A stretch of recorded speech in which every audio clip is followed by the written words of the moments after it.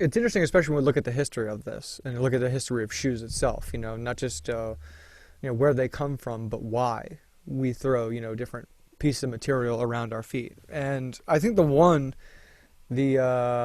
is it, the one constant or the one thing that we still use them, or if they have the most utility and always had this utility, it's for protection. And I've been a victim of this myself. Getting foot injuries because I'm probably running around too much barefoot in places you shouldn't probably be barefoot. Like sandboarding or playing football in the park. And I got my toe cut really, really bad. The point that it's cut down all the way to the bone and the muscles in my foot, and I get infected. You don't think you're going to keep your foot for the rest of your life, and you beat those infections. So you're like, okay. I'm going to wear shoes a little bit more during exercise activities. So, how did it become a status symbol, though? Because I know if its utility has been the important thing, and the thing that probably the reason you should still be wearing shoes, just shoes that fit or the best for your health. But when and why did it become a status symbol? That's a good question. I mean, I think yes, they first started off as a form of protection from really harsh elements, and the truth is that even sort of as I hear you speak, the harsh element that you were exposing yourself to may have been ego, right? Like I got to play harder. I have to play harder. I have to Right? do more. And it's not really it's not necessarily the environment, because running on grass and sandboarding isn't really a difficult activity or shouldn't be a difficult activity for a properly tuned natural human body. The problem is that we've been in shoes for so long that our feet have become deconditioned, and then when you add that desire to do more right on top of it, it becomes a kind of dangerous recipe. So athletes frequently message me on my Instagram page asking, what shoes should I wear for X, right? Basketball, soccer, whatever, volleyball. And I ask them, like, how willing are you to find out how good you actually are at playing your sport, right? Because the shoes that most people wear create the illusion of ability that's not really actually there. And you see, so you ask, like, oh, well, why shouldn't I if it's going to make me play better?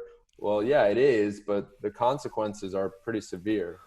And they're not just, there's the long-term consequences of how your body changes, right, over time, meaning your foot gets deconditioned, your foot gets reshaped, but then there's also the short-term consequences of injury. And what's really in it for you as a person when you're trading off, like, maybe running a little bit faster, jumping a little bit higher in exchange for long and short-term consequences.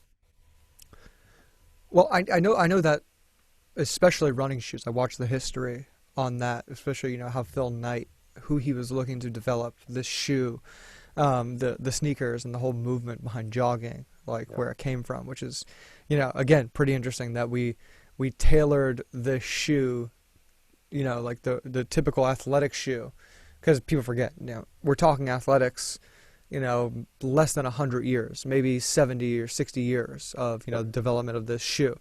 A lot of the stuff that we have today, like, just didn't exist. These weren't always like constants that human beings had to do or experience.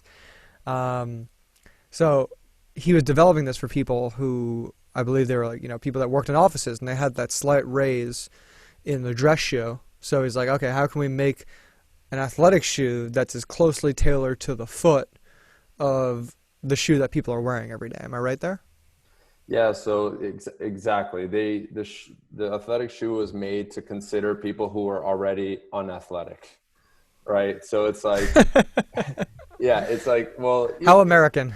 yeah, exactly. It's, I, with all due respect to anybody who has any debilitating injuries or any debilities in general, I call the shoe like your first wheelchair. I mean, because what are you doing? You're supporting a structure of your body that, being a human body, as you support it, that part gets weaker, right?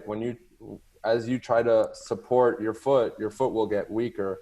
So if we want to go back to how shoes became a status symbol, and all of this is really, a lot of this is speculation, but it is, I think it just helps people to really contextualize this whole experience of wearing shoes. Is that um, if you think back in society, back thousands of years ago, the shoe started for protection, but then it started to become a something of value, right? Like something that you had to purchase, or you either had made custom, and so then it starts to become something that only the wealthy can afford, and the wealthy can have better versions of it.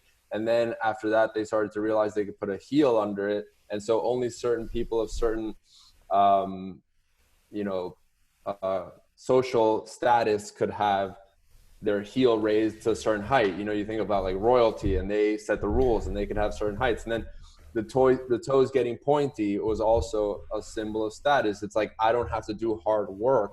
I can put my feet in these things, and like, I am above, right? That's, in French culture, in I think the 1600s or so, um, being overweight was a symbol of status, right? Like, you Mm-hmm. could afford to eat more, right? You could afford to, and it's all kind of backwards. Well, now it's funny because now, in the culture that we're in now, a symbol of status is actually that you're in good shape, right? That's the cool thing now to do. So it's being in shape, and I foresee that as time goes on, this ability to do things barefoot is also going to be a symbol of status, because if you think about it, it is a risky activity now, being that our feet have been destroyed by shoes for so many years and so many generations. So now, so it's a risky activity, right? So you have to be able to afford, if you get hurt, to be taken care of, right?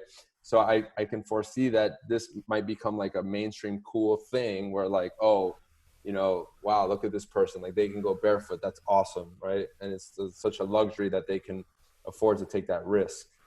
Yeah, uh, I think like accessibility is just like one of the biggest things. It's one of the biggest hindrances in, I think capitalism itself, and like, rising in different socioeconomic labels. We decided that shoes, had some, intrinsic value, but also, we, created a market for it, and we said like, you have to have a certain amount of money, and the person designing these gets to have these things. Except we, which is not a problem. I'm not against capitalism on that aspect. Like, hey, this person invented something, sold people on the idea that wearing this thing is going to add some value. The problem is, and I think we've seen this in a bunch of things in Medicare and healthcare, is like with cereal, for example. I watched something last night, and it's like, okay, has cereal always been the most important things? Or, now that we're throwing these advertisements with bright colors and all this crazy shit to kids, and then also now we're sponsoring studies to lean into our favor, that's where, the crossover gets, kind of fucked up. And yeah. now people are like, well, wait, I have to wear shoes. No, the shoes are this, shoes are that. If I don't wear those things, like, I look bad, So Yeah, you said Nike, it's like, they know what they're doing. They have all these studies, and they have all these scientists, right? They must be making stuff that's good for us. But it's actually one of the most pervasive and least talked about um, phenomena of our time, which is that nobody knows how bad shoes are for them, and and everybody is like trapped in this slumber of just wearing shoes because that's what you do. You just wear shoes. If you look back after World War II, the government, in partnership with big corporations, tried to, they brought economists in to help design a consumerist society. And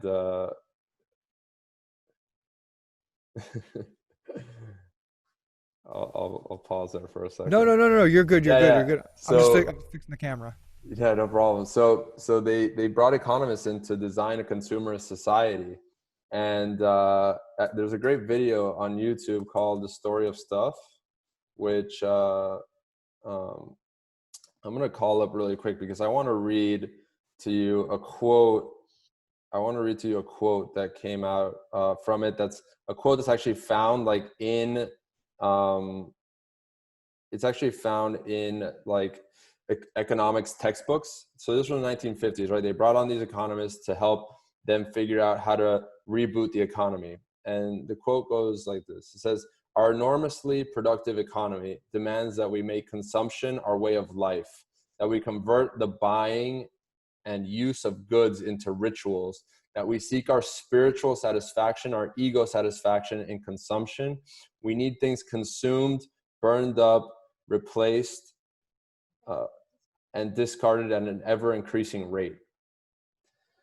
So if you could just imagine, right? So we are now 70 years removed from that period of time, which is really in the grand scheme is not a long time, but basically we're in a culture that was designed to be consumeristic and to literally quote seek spiritual satisfaction in consumption, right? Like this is the culture that we were designed into, and this is what we are.